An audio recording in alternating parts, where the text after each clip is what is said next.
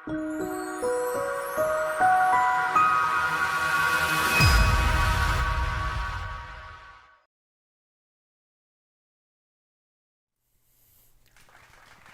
po ang ating Panginoon. Magandang gabi po sa bawat isa po sa inyo at sa ating pong pagpapatuloy po para po dito po sa ating ginagawang pag-aaral po na ito na series po about the gospel, no? Hopefully ito po yan nakapagbibigay po sa atin ng hindi lang iba yung kaalaman, kung hindi higit lalo ng puso po para po tayo po ay magkaroon po ng tinatawag po na kabigatan na umabot pa po ng mga marami pong kaluluwa. Sapagkat naniniwala po ako habang tayo po inaririto sa mundong ibabaw po na to, of course, napakarami po ang mga tao, ang busy po sa napakarami pong bagay. Ngunit kinakailangan po mabigyan po natin ng pagpapahalaga na walang iba kundi ang ating pong kaluluwa. Kagaya nga po ng pag-alala po ngayong araw din po ito. Ito po'y araw po ng mga kaluluwa na tinatawag. Pero yung pag-alala po na yan, higit lalo, kinakailangan tayo po mga buhay ay umabot po tayo ng mga kaluluwa po na ililigtas po ng ating Panginoon sa pamamagitan po ng mabuting balita. So hindi na po pagtatagal, samahan po muna niyo ako sa maikling panalangin po at tayo po dumulog sa ating Panginoon. Bago natin pag-aralan po ang masasabi po nating pinakahuling bahagi po dito po sa mabuting balita na siyang ating tinatalakay po na 3 sunod po. Patungkol po yan sa burial, sa death, and today po, or tonight, ito pong resurrection na siyang tatalakayin po natin, which is the third part of the gospel. Pero bago yan mga kapatid, no, bago tayo lumalim, tayo po muna ay lumapit po sa ating Panginoon at tayo po humingi ng patnubay at gabay sa ating Ama. Aming Diyos, sa oras po na ito, muli kami lumalapit po sa inyo at kami po, O Diyos, ay buong pagpapakumbaba na humihingi ng kapatawaran sa lahat ng aming pong kasalanan. Ariin mo po kaming karapat-dapat sa pamagitan ng banal mong dugo, aming Panginoong Hesus. Kami muling linisin at gawing kalugod-lugod sa iyong paningin. Hinihiling po namin rin sa mga oras po na ito na inyo pong buksan ang aming po mga puso at ang mga pangunawa, higit lalo sa mga anak po ninyo na maintindihan namin, Lord, ang kadahilanan na ginawa mong pagpapakahirap hanggang sa nang ikaw ay mamatay sa krus ng Kalbaryo, aming Panginoong Hesus, ay magkaroon ng katubusan ang aming pong mga kasalanan. Salamat po at bigyan mo kami, Panginoon, bilang anak po ninyo, bilang tupa po ninyo, bilang kami mga naglilingkod po sa inyo, ay umabot kami ng marami pang kaluluwa, Panginoon, ng meron pong pag-ibig at pagmamahal para po sa mga tao po na ito. Alam namin, Panginoon, hindi po nagtatapos ang buhay sa mundo pong ito, kung hindi meron ka po pang inilaan sa lahat ng mga nagtitiwala at nananampalataya sa inyo. Maraming salamat at sa gabing ito, pagpalain mo ang inyong pong mga salita, buhayin mo po ito sa aming pong mga puso. Pag-apuhin po ninyo ang lahat ng mga salita mo na siyang aming mapapakinggan. Salamat po. Hiling namin ng banal mong Espiritu ay lumukob, pumatnubay, gumabay para po sa gabi pong ito. Ito po ang aming hiling at dalangin sa pangalan ni Jesus. Amen and amen and amen. So tayo po'y muling bungasa po, no? Dito po in the book of 1 Corinthians chapter 15, beginning from verse 1 up to verse 4. 1 Corinthians chapter 15 verse 1 up to verse 4. Moreover, brethren, I declare unto you the gospel which I preach unto you, which also you have received, and wherein ye stand, by which also ye are saved, if you keep in memory what I preach unto you, unless you have believed in vain. For I delivered unto you first of all that which I also received, how that Christ died for our sins according to the Scriptures, and that he was buried, and that he rose again the third day according to the Scriptures. And also in Acts chapter 2, verse 38, Then Peter said unto them, Repent, and be baptized every one of you in the name of Jesus Christ for the remission of sins, and ye shall receive the gift of the Holy Ghost. Praise the name of Jesus. So, purihin po ang ating Panginoon. So, dito po sa ating series natin na ito na tinalakay natin na meron nga pong title na ashamed, sapagkat hindi nga po natin dapat ikahiya po ito pong bagay po na to. At kaya sa unang paksa po natin, tinalakay natin last October 5, ito pong subject, which is yan nga, ang pinakatema rin po natin, I am not ashamed. And then October 12, tinalakay natin is the new birth experience. By the way, napakaganda po ng pag-aaral po na ito. Inihimo ko lahat ng tagapanood natin sa mga oras na ito. Balikan nyo po yung paksa po na yan. And then October 19, natalakay naman natin ito pong death, which is repentance, the first part of the gospel. And then sumunod yung second part of the gospel. It is none other than burial or water baptism. And then for tonight, no? Ito pong ating pagtalakay na wala pong iba, pinamagatan po nating resurrection, receive the gift of the Holy Ghost, which is the third part of the gospel. So, purihin po ang ating Panginoon at harinawa dito po sa pag-aaral po natin at masasabi ko na rin po sa panimula natin ngayon na itong kabuuan po ng series natin na to na Unashamed ay magtatapos na rin po ito sa gabi pong ito ng pagtalakay po, no? And we will move, God willing po, to the next series po, no? And by next week po, I am preparing po a subject, no, na which is later on at the closing part. Perhaps ma-reveal ko sa inyo what would be the subject next week po, no? Maigsing mensahe lamang po, which is gospel related rin naman po ito pong tatalakayin natin by next week po na November 9, no? So for tonight, no, at since na gospel po ang tinatalakay po natin, nais ko po ipaalam po sa inyo whatever denominations na kayo na papabilang or yung denominations naman na iba't iba ay may kanya-kanya po itong mga claims na tinatawag.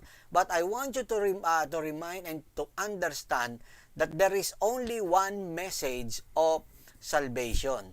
There is only one message of salvation. At pag pinag-usapan ng salvation, the truth is that the Bible is correct. Yan. The truth is that the Bible is correct and everyone else is wrong. Yan po ang standpoint po nito pong Biblia. Ang tama lang po kasi siya po wala na pong iba, no? Kaya kung merong ibang nagke-claim, hindi po nila po pwedeng ma-claim na sila po yung tama. Kung hindi, yung Biblia po ang tama na ating pong pinaniniwalaan. Ganun po dapat ang mga mamumutawi po sa ating pong mga bibig. Hindi yung sasabihin po na kami lamang po yung tama at kayo, lahat kayo, mali, no? Mabigat po kapag ganun ang nangyari, no?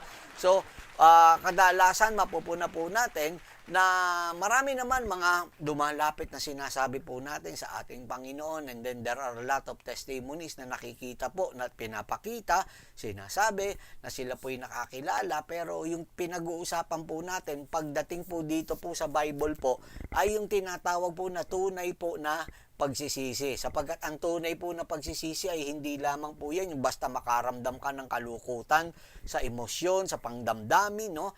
Ang kinakailangan po pagdating sa repentance po ay may aksyon po yan na makitaan po ng lubos na pagbabago. Of course, sa tulong po at biyaya ng banal na Espiritu, no? Kaya masasabi rin natin sa panahon po natin ngayon, hindi basta lumapit po yan, may guarantee na siya po ay merong tinatawag na taos-puso po na pagsisisi, sapagkat hindi lamang po nakukuha sa pag-iyak o pagluha po ang pagsisisi. Bagamat, ulitin ko po, bagamat kasama po ang emosyon na makakaramdam din tayo, of course, ng ganong klaseng kalungkutan, dahil po sa tayo po ay tunay at ganap na nagsisisi po sa ating pong mga kasalanan. Marami po mga tao sa panahon po natin ngayon, pag pinag-usapan po, no, ito pong kaligtasan, naniniwala po sila na ang Panginoon Diyos ay may pagnanais na iligtas ang kaluluwa ng bawat isa po sa atin.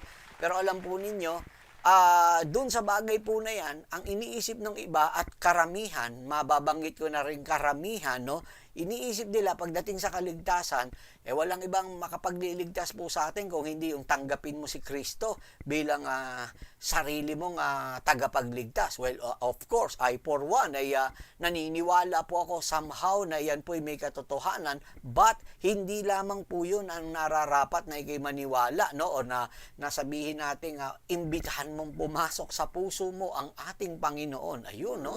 Na kung titignan natin, tunay na may kainaman kayaman at may kagandahan yung bagay po na yon. Pero or yung iba naman maniwala ka sa ating Panginoong Hesukristo. Ayan, no? Maniwala ka sa ating Panginoong Hesukristo, no?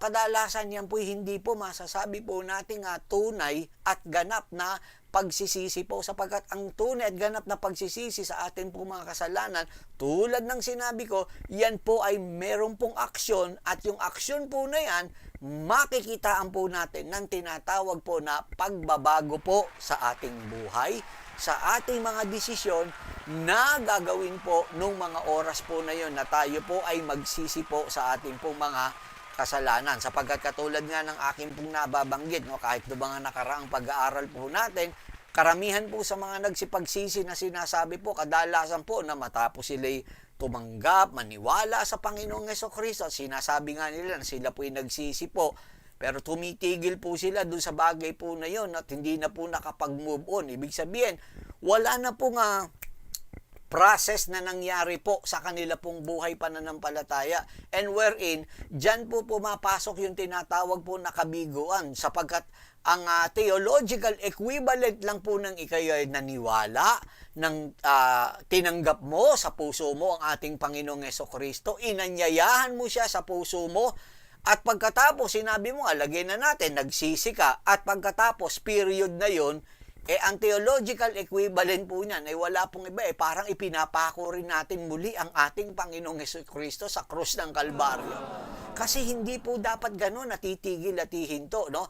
Now, I want you to understand and to realize this, that the burial of Jesus Christ, ito po yung next part of the gospel na tinalakay natin noon last week, which is according to Paul. And baptism in the name of Jesus, ito po yung kinakailangan naman natin gawin according to Peter. Now listen to this, no? Most and majority of Christian denominations, people today believe that baptism is just a ceremony that formally admits to a particular church body. Yun ang iniisip po ng marami. Ibig sabihin, parang ang baptism po is just only a ceremonial act, no? Na kung saan ito po yung parang magiging officially or formally ng isang tao po ay magiging partikular na miyembro na po ng iglesia na kanyang kinabibilangan. Yan po ay napakalaking pagkakamali, kapatid, kaibigan. Ang baptism po ay hindi po yan para officially maging member ka ng isang church, no?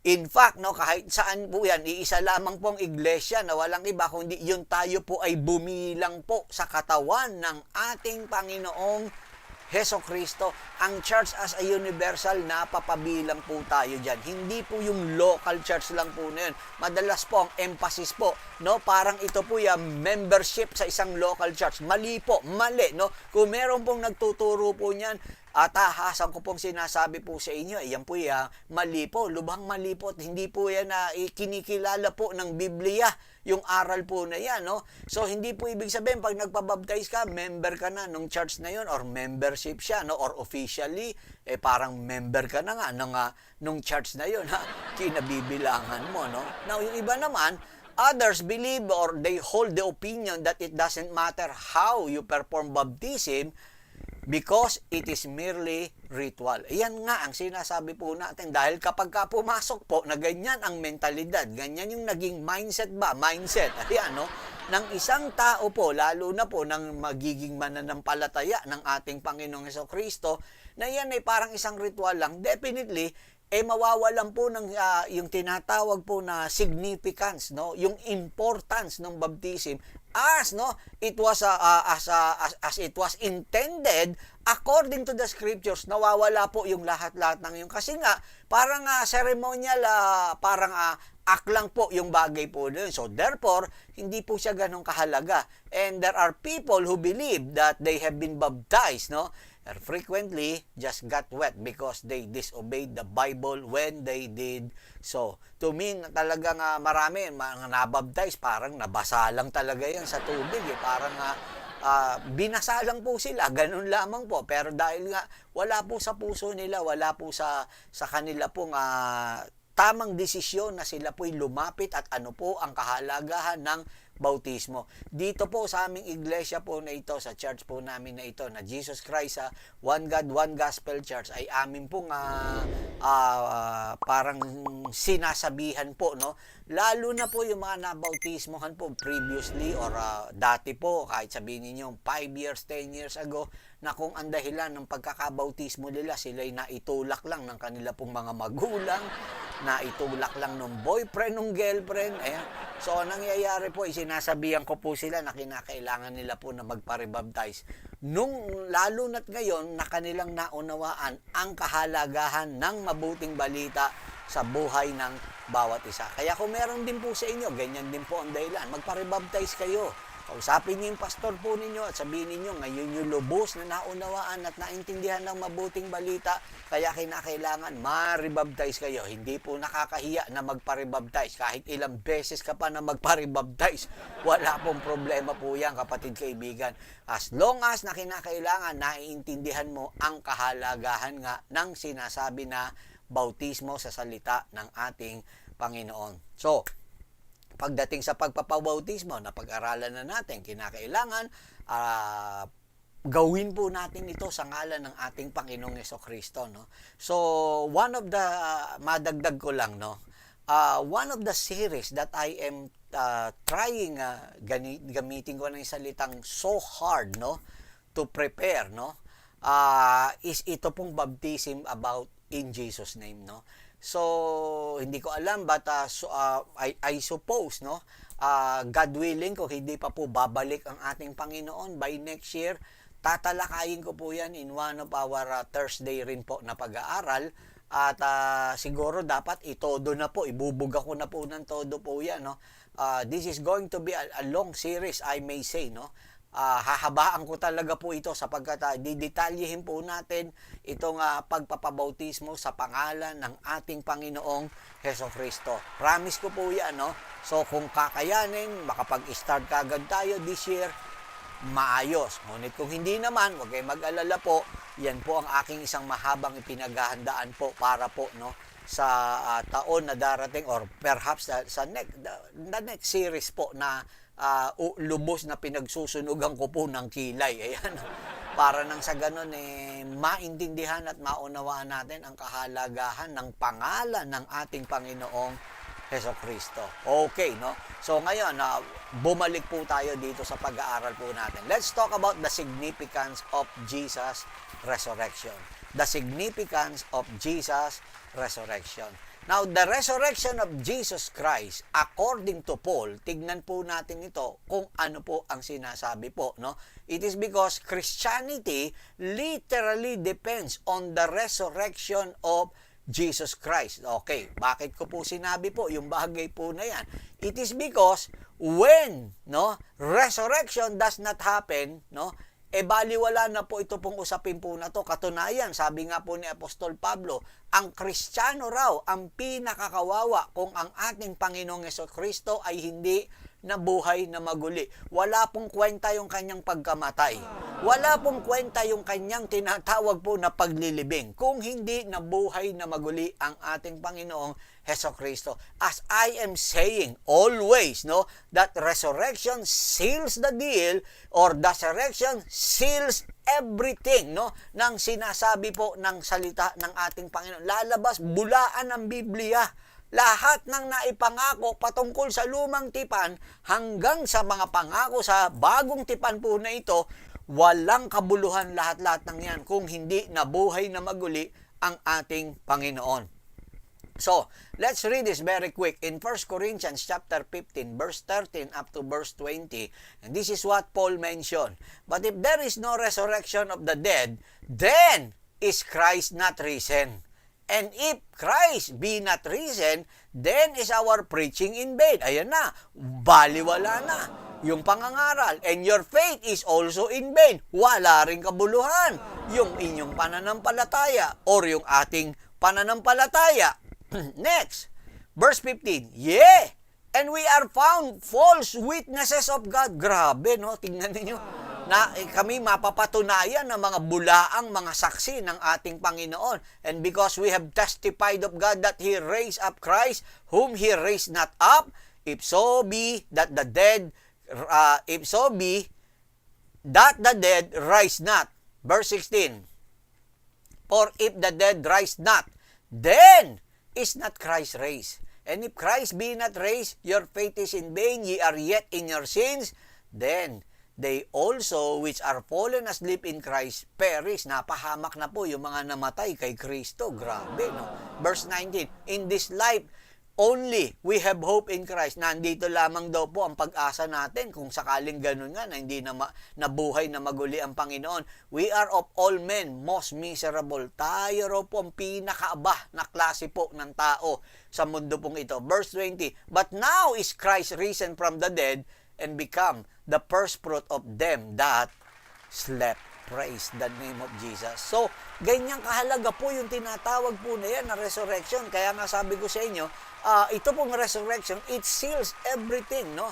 Napakarami po na sabihin nating nagawa nito pong tinatawag po na resurrection at pagpapatunay po na ito. Now, the question is, what makes the resurrection so crucial? Bakit ganun ka-crucial po yan? Okay, unang-una, ito po, bigay ko po sa inyo, it demonstrate that Jesus, no, was who He said He was, no? Ano po? God manifest, no? Yun po yan, no? He was God who manifested in the flesh, no? Kaya sa atin pong lahat, kung ano yung claim na yan ni Jesus Christ, ang resurrection po mismo ang siya magpapatunay po ng lahat-lahat ng yan. Another thing, no? Of all the assertions, the most outrageous claim Jesus made was, no, that He would rise from the dead, and He repeated it frequently, no. Kadalasan makikita po natin na minsan diretsuhan, tahasan na sinasabi ng ating Panginoon yan, no? Walang paligoy-ligoy, ika nga. Diretso, sinasabi ng Lord yan. John chapter 2 verse 19. Ito po ang pagkakasabi ng ating Panginoon. Jesus answered and said unto them, destroy this temple, and in 3 days I will rise it up. Take note, destroy this temple in 3 days, I will raise it up. I will raise it up. Ano ang ibig po sabihin? Isipin po ninyo, akala nila, yung templong tinutukoy po ron, yung literal po na templo po, na kung saan na bahay pa ng bahan. No, ito po'y tumutukoy, walang iba kung hindi sa katawan niya. Na kapag nawasak yung katawan niya po na yun, sabi niya pong ganun, ito po'y itatayo niya raw po muli. No? Matthew chapter 20 verse 18 and 19. Matthew chapter 20 verse 18 and 19. And behold, we go up to Jerusalem. The Son of Man shall be betrayed unto the chief priests and unto the scribes, and they shall condemn him to death, and shall deliver him to the Gentiles to mock and to scourge and to crucify him, and the third day he shall rise again. Ayan, sinabi niya. Kita nyo, diretsahan sinasabi ni Jesus Christ na ano ang gagawin niya, na siya'y mabubuhay na maguli, no? So kaya wala pong masasabi po natin, maiiwan na tanong kung ano man po yung claim ni Jesus Christ po na yan, no? Sapagkat kanyang malinaw na sinabi po na kanyang ibabangon muli o bubuhayin po muli yung kanya pong katawan po na yun, na lupa, no? Na sinasabi po na yan, no? Kaya mapupunan nyo rin po yung mga nanuya sa cross ng Kalbaryo, no, habang ang ating Panginoon ay nasa cross of Calvary. Nakita nyo, meron doon isa na nagsabi po, if you're the Son of God, no, bumaba ka dyan at pagkatapos iligtas mo sarili mo. Buti na lang hindi po bumaba ang Panginoon at iniligtas niya sarili niya nung mga panahon na yon. Wala pong kaligtasan kung bumaba ang Panginoon sa cross of Calvary during that time. Instead, tiniis ng Panginoon yung mga panlilibak na ginawa po na yun sa Kanya, at ang nangyari po ay parang as if na hindi po sumagot ang Panginoon, but indirectly, parang nasasagot na rin ng ating Panginoon yung mga nagsabi na yun sa Kanya.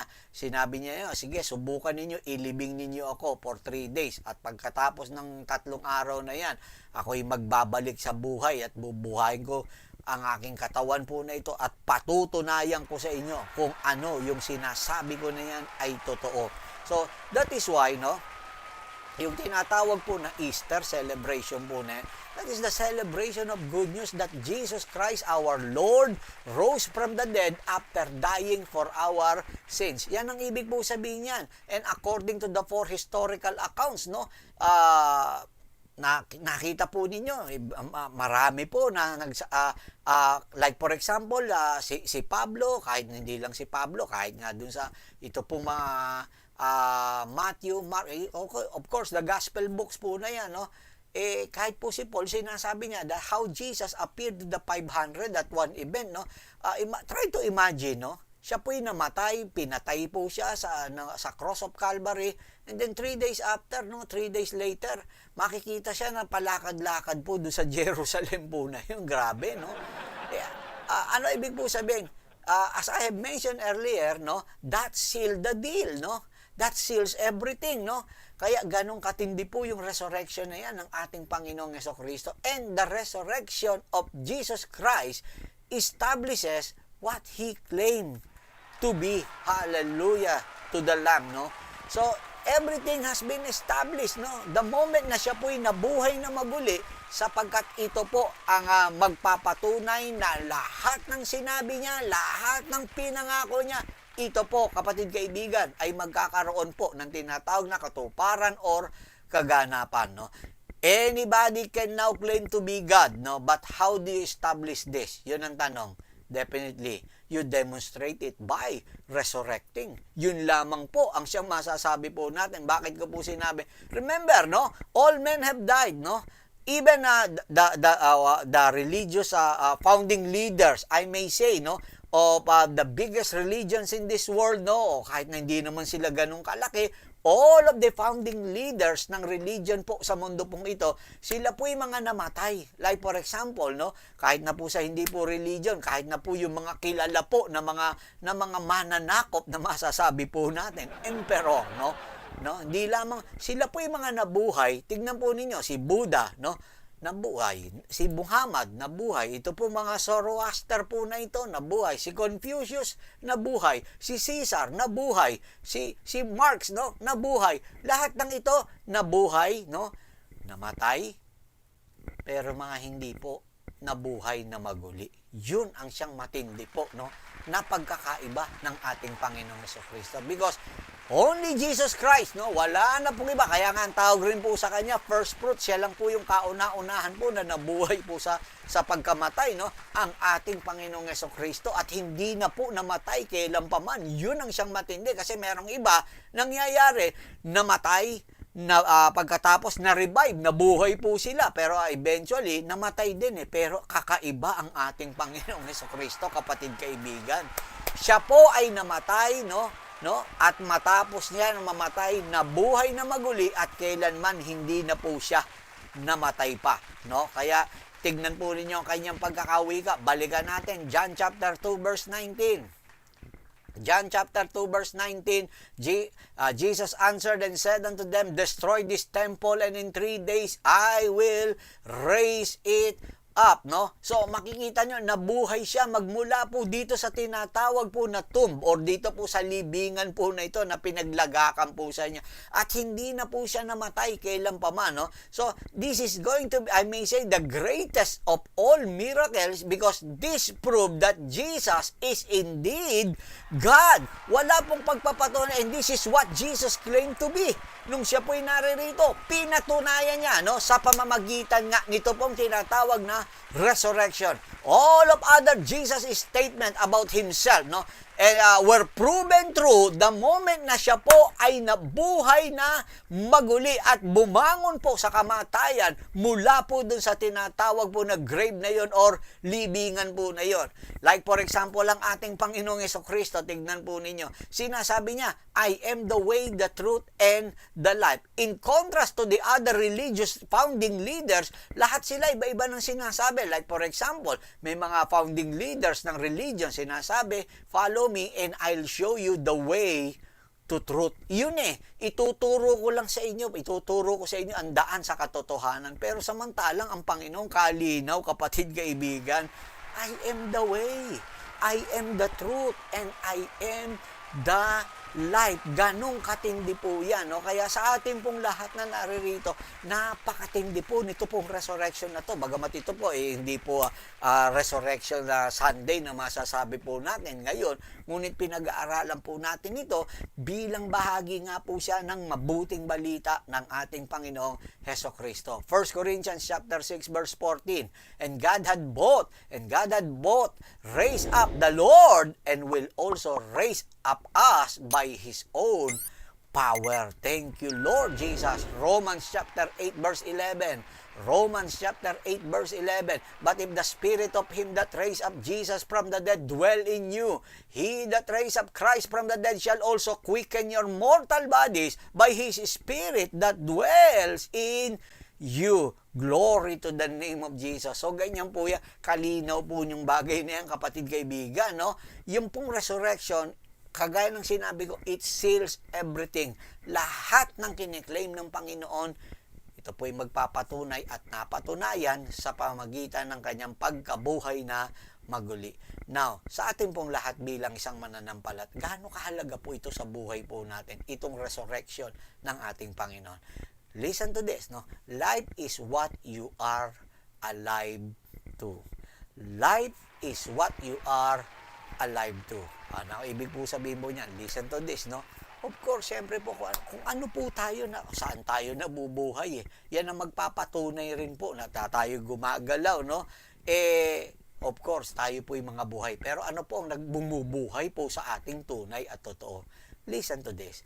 A new life through the power of the Holy Spirit. Ayan, a new life through the power of the Holy Spirit. Remember what Paul mentioned in Philippians chapter 1 verse 21. For me to live is Christ. Yan ang sabi niya. Kay Kristo siya nabubuhay. Tayo po ba mga mananampalataya, kay Kristo po ba tayo nabubuhay? O baka merong iba sa atin nabubuhay dahil po sa pera na lamang. Yung iba naman nabubuhay dahil po sa mga kanilang iniirog. Ayan, no?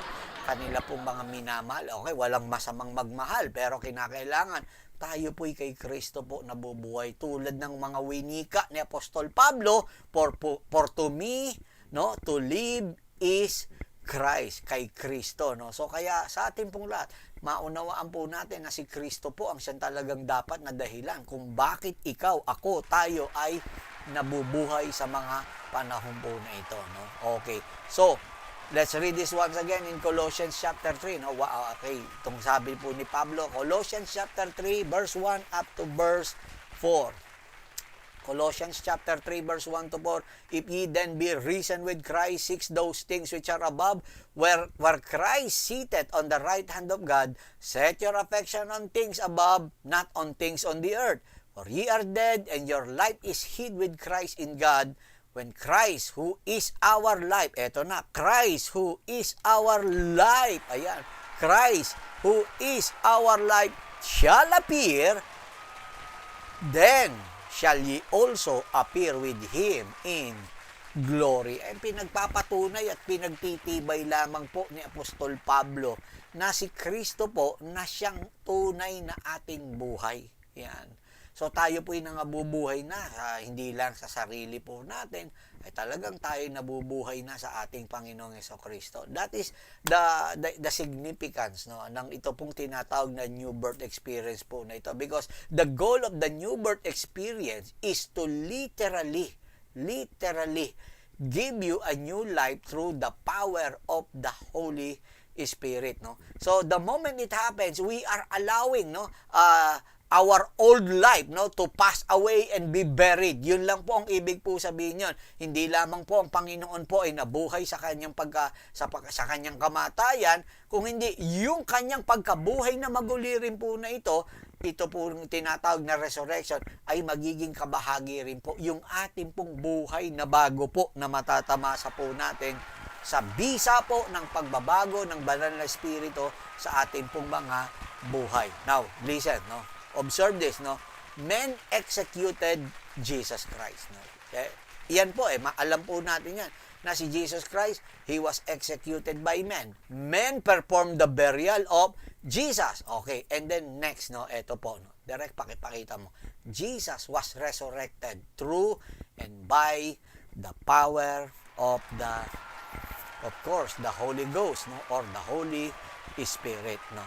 Now, yung lahat-lahat ng yan, as men executed Jesus Christ, as men performed the burial of Jesus Christ, and as Jesus was resurrected through the power of God, ito namang what will be our response to the gospel? Our response to the gospel, no? Ito po, no? Una, we respond to the gospel by acting in repentance. Ayan, ang pagtugon po natin sa mabuting balita ay walang iba kung hindi yung ating pong pagsisisi po ng ating pong mga kasalanan. Our response to the gospel is our decision to be baptized. Grabe, linaw niyan, kapatid kaibigan.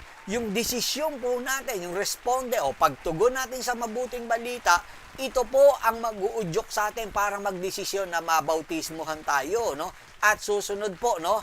Ito naman po, God's response to our obedience is the Holy Ghost. Ayan ang siyang katindihan po niyang bagay po na yan. So, napakalinaw po niya, no? Kita ninyo kapag po tayo ay tutugon sa tinatawag na mabuting balita ng ating Panginoon, ito po ang siyang mangyayari po. Tayo po'y magsisisi, tayo po'y magdidesisyon na magpabautismo sa pangalan ng ating Panginoong Jesucristo, at ang tugon ng Panginoon sa ginawa po natin niya ay ang pagpuspo sa atin ng banal na Espiritu. Praise the name of Jesus Christ. Because we need the Holy Ghost, no? If you want the power to live for God. We really need that Holy Spirit po na yan. No? Like for example, no? Remember, Jesus Christ, at that time na siya po'y mag-resurrected na, he was in a glorified state, no, when he rose from the dead, no. So hindi na po kailangan ng Panginoon yung tombstone po na naroroon tanggalin para makalabas po siya. No. Ito po ay kinakailangan na manatiling nakasara. Ang ating Panginoon ay makakalabas po ron kahit na po merong nakaharang po na malaking bato po ron.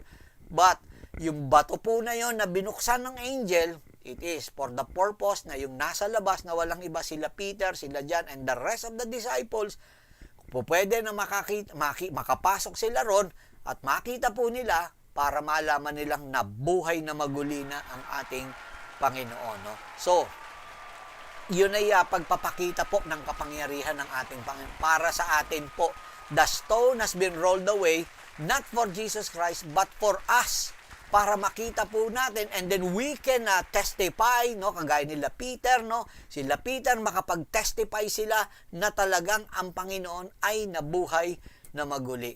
Now, I would like to move on the next part po na ito, yung napakahalaga po, no, yung pagtanggap ng banal na Espiritu. Alam po ninyo, ito po, alam ko marami po ang sasabihin ko na maaring hindi sumang-ayon pagdating po sa bagay at na babanggitin ko, sapagkat malaki po bahagi po nito, ulitin ko po, Biblia lamang po ang siyang atin pong ibibigay po sa inyo. Now, tingnan nyo po, suriin po ninyong maigi, no? Suriin nyo nang tayo po'y may puso na naghahanap ng katotohanan sa salita ng ating Panginoon, sapagkat bahagi po ng pagkakalob ng banal na Espiritu ng ating Panginoon ay wala pong iba yung tinatawag na pagsasalita ng iba't ibang wika or yung speaking in tongues po na yan. Now, speaking in tongues is a supernatural sign that the Holy Spirit has actually and genuinely be given to us. Yan po yan. Naibigay po sa atin yan. No? And because of this, every Christian in the Bible was baptized in Jesus' name, and all of them had the experience na they spoke in tongues. No? Tingnan po natin maigi po pagdating po dyan. Like for example, no, in the book of Isaiah chapter 28 verse 9 to 12, no, Isaiah prophesied, no, to God, no. Isaiah prophesied of God, speaking to his people through the stammering lips and another tongue. And then also in Acts chapter 2 verse 1 to 4, no, when the church began on the day of Pentecost, the disciples spoke in tongues as the Spirit gave them utterance. Yan ang sabi po ng Bible. And then next, Simon the sorcerer observed evidence. Nakita niya po, naobserbahan niya po yung tinatawag po na ebidensya, no? Yung ebidensya, at ano po yan? When the Samaritans received the Holy Ghost by laying on of heads according to Acts chapter 8 verse 14 to 20. And Cornelius' household who were Gentiles, no? Who were Gentiles, no? Gentiles po, ito pong si Cornelius po na ito, spoke with other tongues when they received the Holy Ghost. Yun ang sinasabi, nagsalita po ng iba't ibang wika. At ano po, in Acts chapter 19, verse 1 up to verse 6, no? Makikita natin yung mga believers who had only experienced the baptism of John the Baptist were rebaptized and they spoke with tongues. Grabe po, kapatid kaibigan, yan ang sinasabi po. And another thing, no? Paul had this experience, kahit po si Pablo, he had this experience in Acts chapter 9, verse 17 to 18, and the Bible mentioned, for he spoke with tongues more than anyone in the Corinthian church. Siya mismo ang nagsasabi in 1 Corinthians chapter 14, verse 18. Sinasabi niya po. So, numerous churches po, ito po, pagdating po ng tinatawag ng panahon po na yan, ng Resurrection Sunday ang tawag ko dyan. Hindi ko po tinatawag ng Easter Sunday po yan.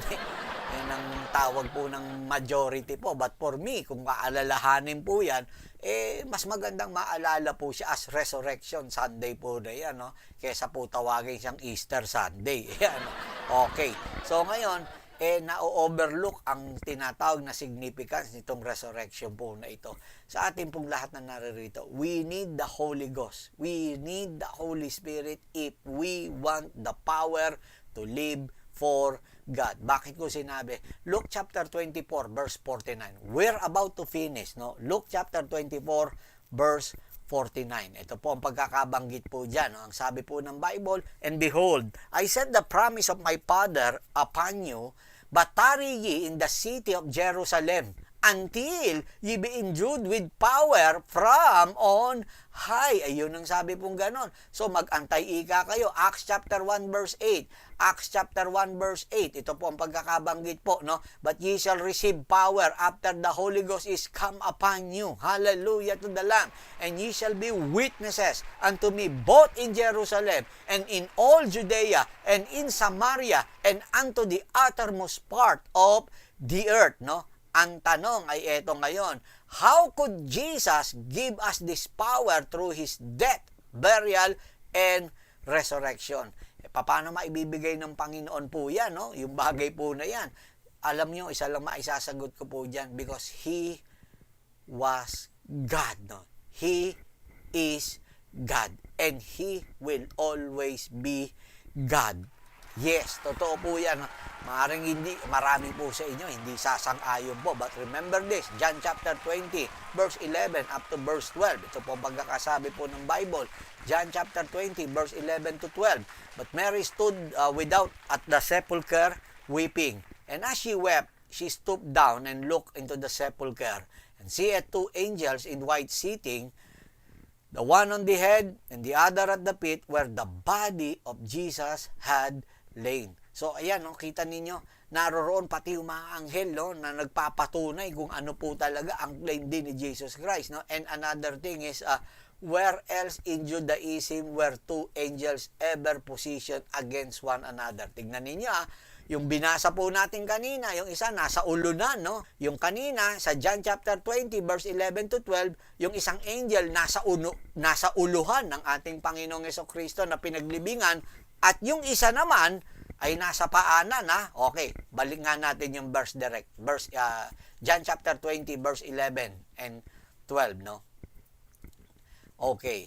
Ito po ang pagkakasabi pong ganon. And seeth two angels, especially verse 12, in white sitting, the one at the head, ayan, the one at the head, and the other at the feet, where the body of Jesus had lain, kung saan pinaglibingan ng ating Panginoon. My question is this, no? Pareho end-to-end, no? Nasa ulo ng pinaglibingan ng Panginoon yung isang anghel, at yung isa naman nasa paanan po ng paanan ng ating Panginoong Sus na pinaglibingan po niya. Ang tanong, ito po yung kaninang tinatanong ko po, where else in Judaism were two angels ever positioned against one another? Ang sagot po dyan ay kailan po, no? The mercy seat, no? Doon po sa tinatawag po na Ark of the Covenant. Yung mercy seat where the blood was sprinkled and the Shekinah presence of God, hallelujah, dwelt was located on the Ark of the Covenant. So it is the same power you get when you receive the Holy Spirit baptism, no? When you receive the baptism of the Holy Ghost, no? Two angels were there because God's Shekinah presence had been there, no? In the person of Jesus Christ po na yun. So kaya sa atin pong lahat na naririto, hindi po pwedeng wala ang ating Panginoong Jesucristo pag tatanggapin mo ang kanyang banal na Espiritu. I want you to understand and listen this, no? These important verses that I am about to show you, no? For tonight. John chapter 14 verse 16 to 18. Basahin po natin very quick, no? And I will pray the Father, and He shall give you another comforter, that He may abide with you forever, even the Spirit of truth, whom the world cannot receive, because it seeth him not, neither knoweth him, but ye know him. Paano mo nakilala itong comforter, no? Paano mo nakilala ito pong Spirit of Truth na ito na sinasabi? Ano sabi ni Jesus Christ? Sabi niya ganon, but ye know Him, for He dwelleth with you. He dwells with you. Yun ang sabi niya. He dwells with you and shall be in you. Hallelujah. I will not leave you comfortless. I will come to you. Yan ang sabi ni Jesus Christ. I will come to you, no? He dwell with you. Sinabi niya sa mga alagad, nakasama niyo siya. Sino po ba yung nakasama ng mga alagad? Grabe, pag-isipan niyo nga maigi. And shall be in you. Ayan na. In you. And I will not leave you comfortless. I will come to you. John chapter 14 verse 25 and 26. John chapter 14 verse 25 and 26. These things have I spoken unto you, being yet present with you. But the Comforter, which is the Holy Ghost, hallelujah, the Comforter, which is the Holy Ghost, whom the Father will send in my name, He shall teach you all things, and bring all things to your remembrance, whatsoever I have said unto you. John chapter 16 verse 7. John chapter 16 verse 7. Nevertheless, I tell you the truth, it is expedient for you that I go away, for if I go not away, the Comforter will not come unto you. This is very important, no? But if I depart, I will send Him unto you. Kita ninyo, yung Comforter, which is the Holy Ghost, hindi po siya makakapasok sa mga mananampalataya until na ang ating Panginoong Jesucristo po'y mag-depart. To mean, mamatay po siya, no? Yun po ang ibig po sabihin po ng ating Panginoon.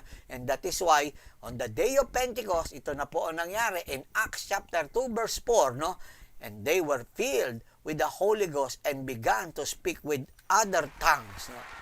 As the Spirit gave them utterance. So sa ating pong lahat na naririto, the Holy Ghost is the power to live for God, and you need it. We need it. Kailangan po natin yung lahat-lahat po ng iyang patungkol po sa banal na Espiritu ng ating Panginoon. So purihin po ang ating Panginoong Jesucristo at ang ating Diyos na buhay. Yan po ang ikatlong bahagi po ng mabuting balita na wala nga pong iba kung hindi po yung pagkabuhay na maguli po na yan. Ngunit naintindihan nawa natin ang relasyon po nito sa ating pong mga buhay. So, if you have any questions, comments, disagreements, or amen, no, please feel free to write or your comment below. And if you have any enlightenment, of course, encouragement, or inspiration about this video, kindly also leave your comment here, no? And thanks for joining us here in our TNT online service. Until next series, no? I am officially closing na po ito pong ating pong series po na ito na which has the title Unashamed, and I speak blessing, I speak power, no, favors and provision to each and every one of you. And this coming Sunday po, nais ko po ibahagi po sa inyo ang magiging paksa po natin na ito po ay naitalakay ko na po in one of our face-to-face service, no? At if I'm not mistaken, ito po ay nasa B Hotel Alabang pa po tayo during that time, no? tinalakay ko po ito muli dito sa online. It is because we have some technical parang problem sa aming audio, no? Kaya lahat ng mga meron kaming problem sa parang yun nga, technical problems in audio, ang gagawin ko na lang, tatalakayin ko na lang po dito po sa Sunday online service kasi para wag po masayang yung mga magaganda pong mensahe po na yan na kinakailangan po na mapakinggan po natin. So this coming Sunday po na ito, November 5, tatalakayin ko po sa ating pong Sunday online service edition. Ayan, no? Ito pong pinaksa po natin which has the title Arbor. Ay, ang ganda po nito kapatid kaibigan at inyo nawang maunawaan at maintindihan po ito pong bagay po na ito, no? And God willing, by next Thursday, no, briefly, ay talakayin po natin. I would like to share with you, no, although close na po ito, but somehow nakarugtong pa din dito sa ating tinatalakay po. At gospel related pa rin po ito. As I have mentioned earlier, God willing, ay aking tatalakayin po itong the 7 significance of the gospel in the life of believer. So tignan po natin ano po magiging mga paksa po natin. Very brief by next week po, sa next Thursday po natalakayin po natin. Well, that's the word of the Lord for tonight here in our TNT online service. Until next week, God willing, this is Pama speaking for Jesus Christ, one God, one gospel church, saying, may the peace of God which surpasses all understanding guard your heart and mind through Christ Jesus our Lord. God bless you.